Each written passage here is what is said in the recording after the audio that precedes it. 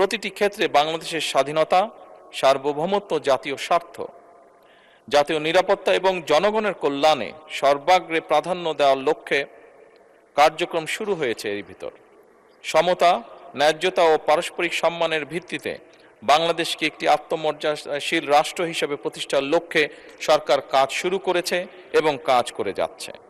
সরকারের নির্বাচনী ইশতেহারে ঘোষিত কার্যক্রম সমূহ বাস্তবায়নের লক্ষ্যে সকল মন্ত্রণালয় বিভাগে আগামী 180 দিন, আগামী 2026-27 অর্থ বছরে এবং আগামী 5 বছরের কর্মপরিকল্পনা প্রণয়ন করেছে এবং তা বাস্তবায়নে প্রয়োজনীয় উদ্যোগ গ্রহণ করেছে।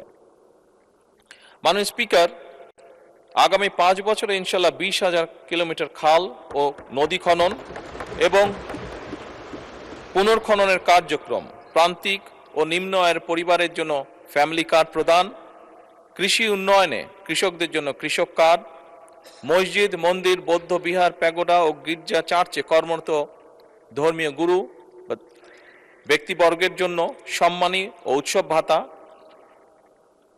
ক্রীড়াবিদদের জন্য ক্রীড়া কার্ড ও ভাতা প্রদান, 5 বছরে 25 কোটি বৃক্ষরোপণ কর্মসূচি, 10,000 টাকা পর্যন্ত কৃষি ঋণ সুদ মওকুফ সহ ইত্যাদি।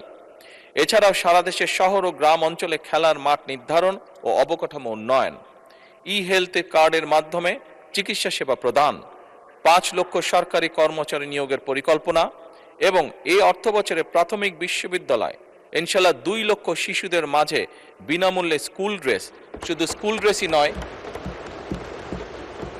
মাননীয় স্পিকার, স্কুল ড্রেসের পাশাপাশি আমরা বাচ্চাদেরকে বাংলাদেশের তৈরি আমাদের একসময় যে সোনালী আঁশ বলতাম সেই জুট থেকে, পাট থেকে তৈরি আমরা বাচ্চাদেরকে স্কুল ব্যাগ দিব এবং একই সাথে ড্রেসের পাশাপাশি একই সাথে আজকে সকালে মাননীয় স্পিকার একটি পরিকল্পনা গ্রহণ করেছি। আমরা চেষ্টা করছি প্রাইমারি স্কুলের বাচ্চাদেরকে আমরা জুতো সরকার থেকে দেব, জুতাও দেওয়ার চেষ্টা করছি।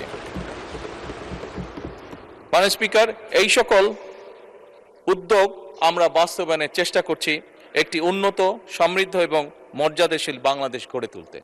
আমার প্রশ্নের বিস্তারিত উত্তর জানার জন্য আমি মাননীয় প্রধানমন্ত্রীকে প্রতি ধন্যবাদ সহ আন্তরিকভাবে কৃতজ্ঞতা জানাচ্ছি। আমার সম্পূরক প্রশ্নটি হল, মাননীয় প্রধানমন্ত্রীর নিকট প্রাথমিক বিদ্যালয়ের 2 লক্ষ শিশুদের বিনামূল্যে স্কুল ড্রেস কবে থেকে বিতরণ শুরু হবে? ধন্যবাদ। মাননীয় প্রধানমন্ত্রী।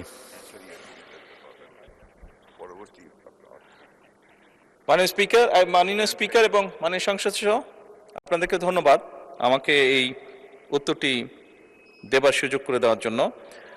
মাননীয় সংসদ সদস্য, আপনি যে প্রশ্ন করেছেন কবে থেকে দেওয়া হবে, ইনশাল্লাহ আমরা চেষ্টা করব এই অর্থ বছর থেকেই এই কাজটি শুরু করার জন্য।